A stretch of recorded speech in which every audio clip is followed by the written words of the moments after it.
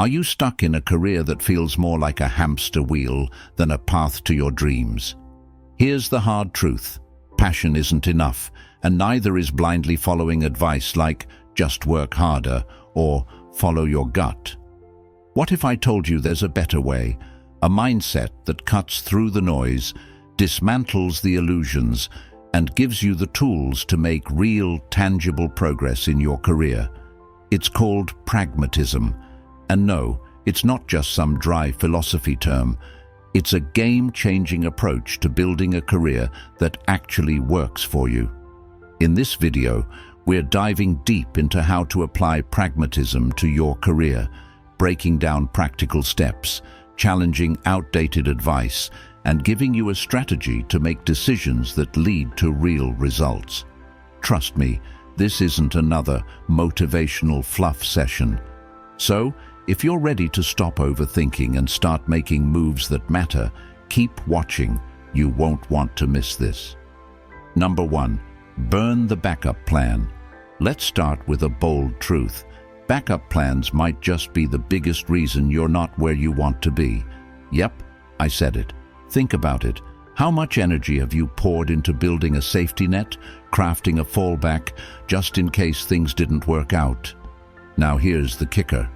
That safety net might be what's holding you back from flying.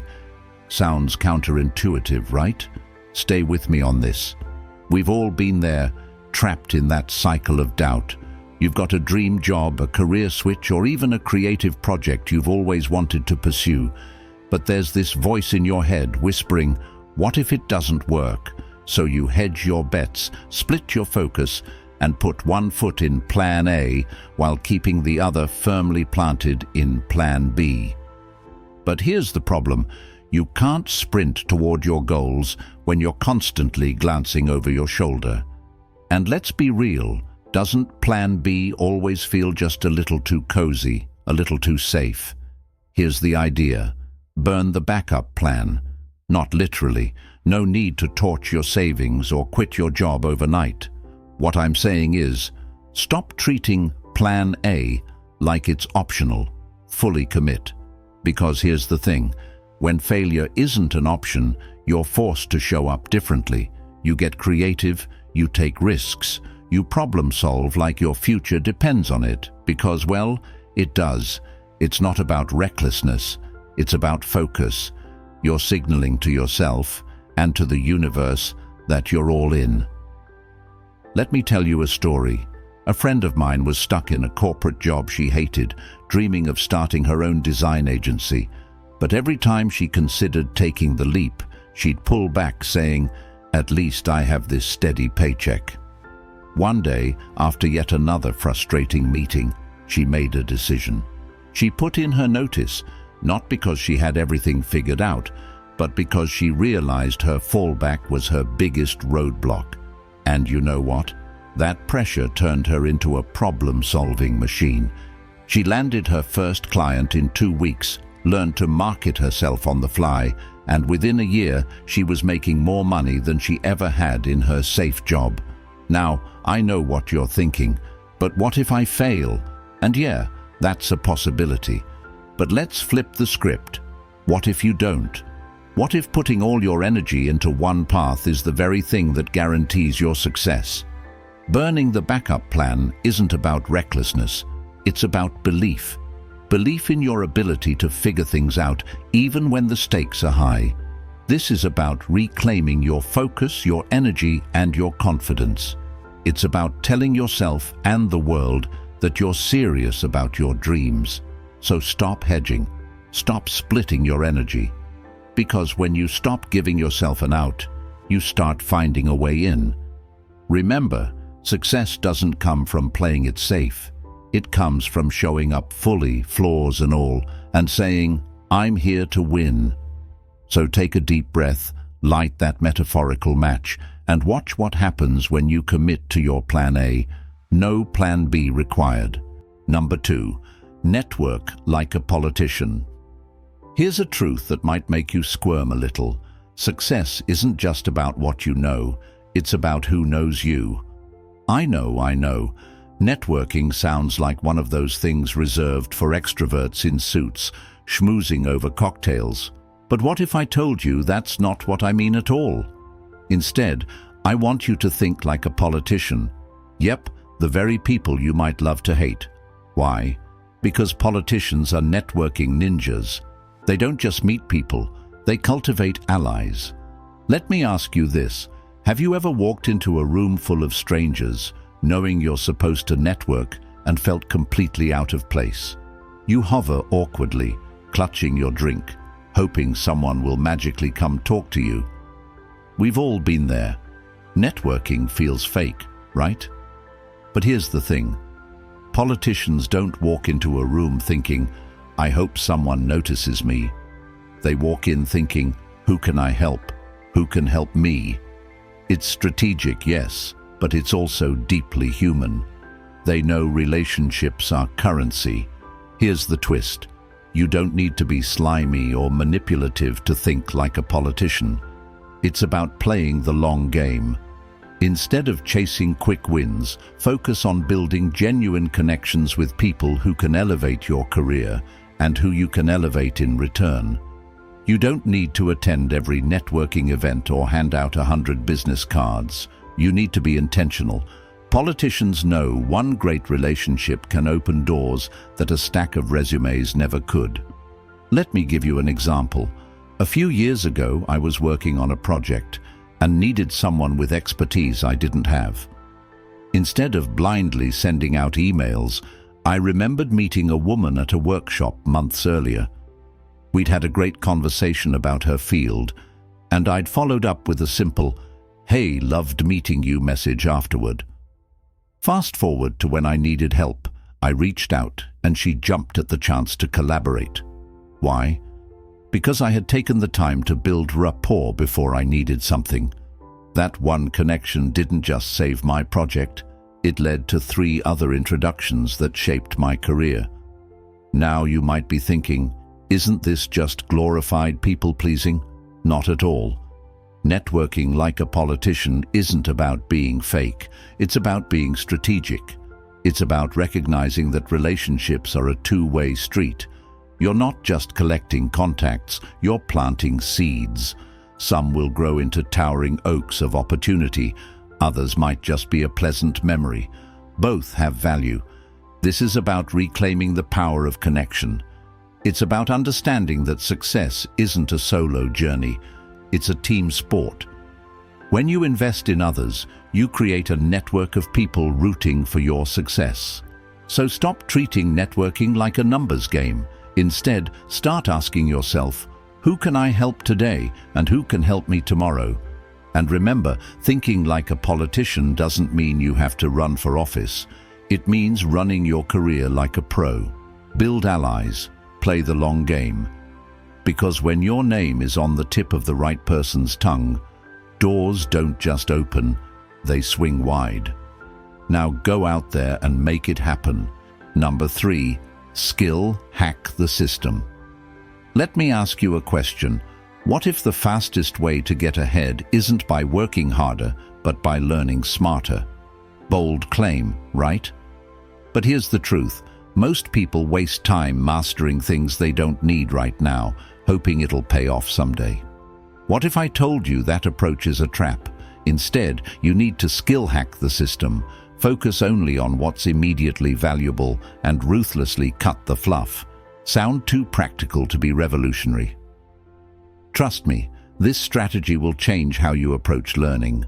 We've all been there, staring at a list of essential skills for a job, a career pivot, or even a personal goal.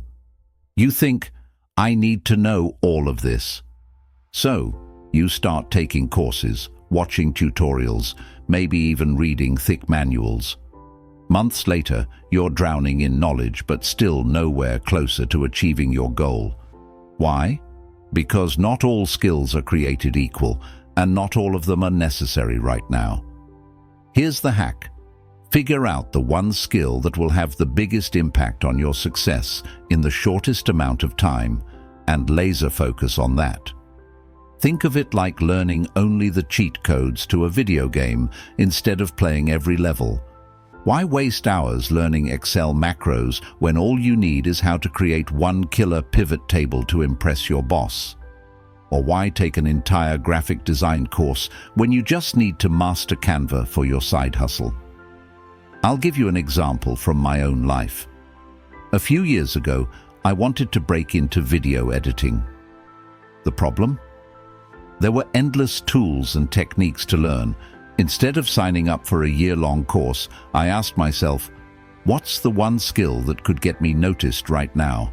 The answer? Basic editing cuts and transitions for social media. I dove into tutorials on that alone. Within a month, I landed my first gig because I could deliver exactly what the client needed. No fluff. Did I know every advanced editing trick? Nope. Did it matter? Not one bit. Now, I know what you're thinking. But won't this make me a jack of all trades and master of none? Not at all. This isn't about cutting corners. It's about starting smart. Master the skills that get you in the door first. Once you're in, you can refine and expand as needed. The beauty of this approach is that it builds momentum. You'll achieve results faster, which fuels your confidence and keeps you motivated to keep learning. This is about reclaiming your time, your energy, and your focus. It's about learning with purpose, not for the sake of learning. When you skill hack the system, you stop feeling overwhelmed by everything you could learn and start feeling empowered by what you should learn.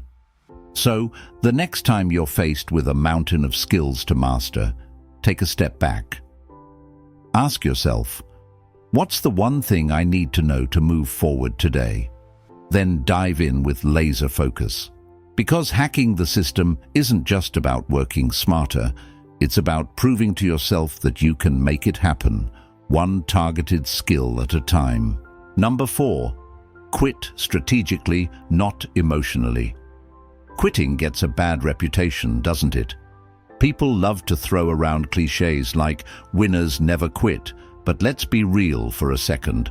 Sometimes quitting is the smartest move you can make. The problem is, most of us quit at the wrong time, for the wrong reasons. We quit when emotions run high, when frustration takes over, or when the path gets too tough. But what if I told you that quitting, when done strategically, can be the ultimate power play? Think about it. Have you ever stormed out of a job, a project, or even a relationship because you felt overwhelmed?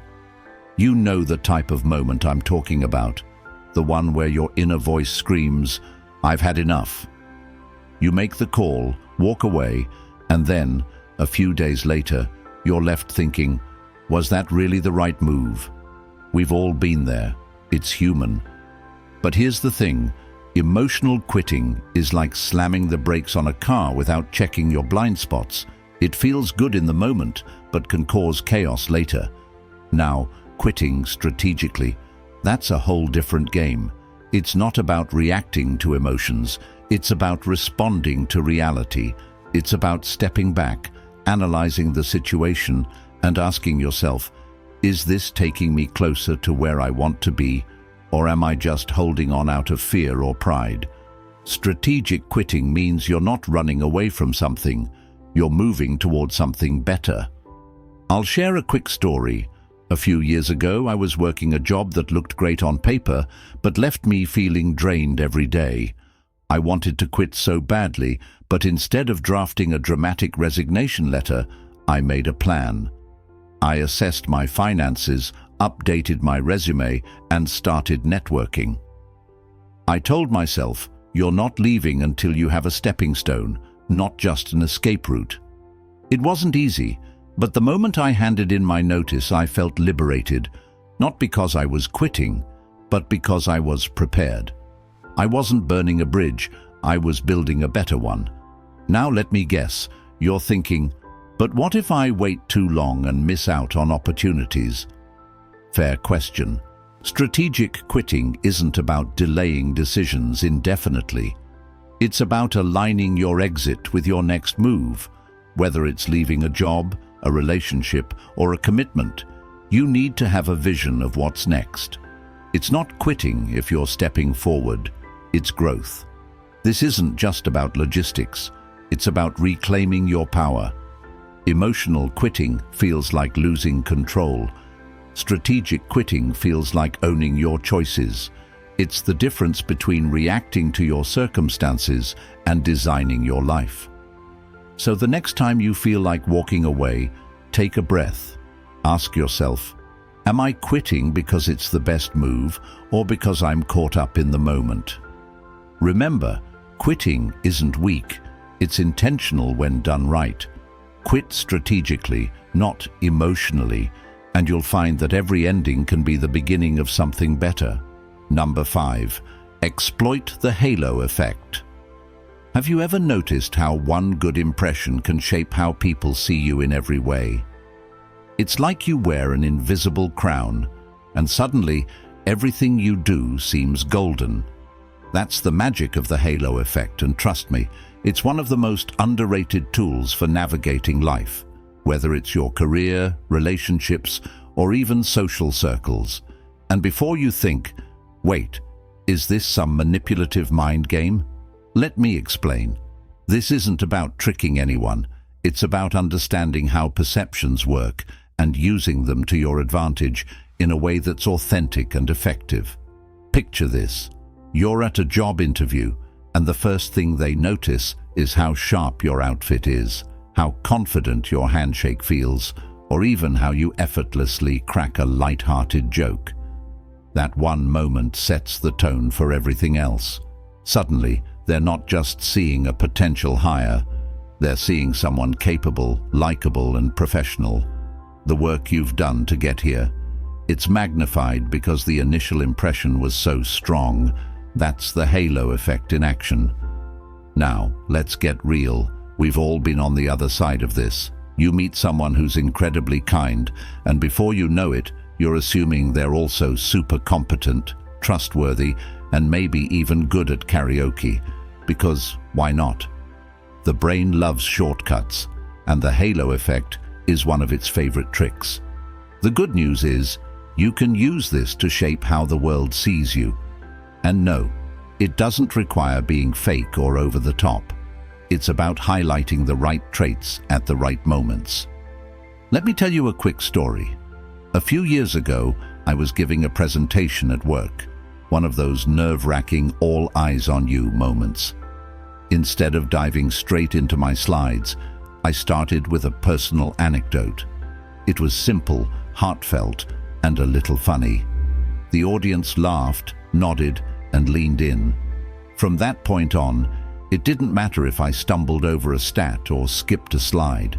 That opening moment had set a tone of relatability and confidence, and the rest of the presentation rode that wave. People weren't just listening, they were rooting for me. You might be wondering, how do I make this work for me? Start small. Identify one strength, just one thing that people consistently compliment you on. Maybe it's your sense of humor, your ability to stay calm under pressure, or even your killer eye for detail. Lean into that trait, especially in situations where first impressions matter. And here's the trick. Make sure that first impression is genuine but also polished. It's not about being perfect. It's about being memorable in the right way. This isn't about manipulating how others see you. It's about amplifying your natural strengths. The halo effect isn't some magical force reserved for the lucky few. It's a tool you can use to create opportunities, build trust, and most importantly, own your narrative. Think of it like this. You're not changing who you are. You're just shining a brighter light on the parts of you that already sparkle. So the next time you walk into a room, send that email, or meet someone new, remember this. The halo effect is your secret weapon. Use it wisely, use it authentically, and watch how a single great impression can open doors you didn't even know were there. Number 6, leverage no. Saying no is one of the simplest things in the world, yet it can feel like the heaviest word to speak. But here's the twist. Mastering the art of no is one of the most powerful things you can do, not just for your boundaries, but for your life. And no, I'm not telling you to become one of those people who shuts everything down just because they can. This is about strategic no's, the kind that creates space for what truly matters. Trust me, when you learn to leverage no, it doesn't close doors, it opens the right ones. You know the situation. Someone at work asks if you can just take a quick look at something that ends up taking hours. Or maybe a friend asks for a favor you really don't have the time for, but you say yes anyway because, well, guilt. We've all been there, nodding along when every fiber of our being is screaming, "Why did I agree to this?" Saying yes can feel like the path of least resistance, but here's the catch. Every unnecessary yes is a no to something more important. The magic of no lies in how you use it. It's not just about declining, it's about deciding. Every no should be intentional, a way to protect your time, energy, and priorities. Think of no as a filter, helping you separate what aligns with your goals from what's just noise. The beauty is, when you start using no thoughtfully, people respect it. They might not love it at first, but they'll recognize its honesty, and honesty is far more valuable than an overextended yes. I remember a time when I felt trapped in the yes loop. A coworker would routinely pass their last-minute tasks onto me, and because I didn't want to seem unhelpful, I'd take them on. It wasn't until one particularly chaotic week that I hit my limit. I finally said, "I'd love to help, but I've got my own deadlines to meet." And guess what? They didn't implode. They found someone else. Or better yet, they handled it themselves. That no didn't just protect my time, it changed how they viewed me. I went from being a convenient option to someone who valued their own priorities. Here's the best part. Saying no doesn't have to feel like conflict. It can be as simple as, "I can't commit to that right now," or "I wish I could, but I have too much on my plate." It's firm, yet kind, clear, yet respectful. And the more you practice it, the more natural it becomes. Suddenly, no is no longer a dreaded word. It's an empowering tool. This isn't about shutting yourself off from the world.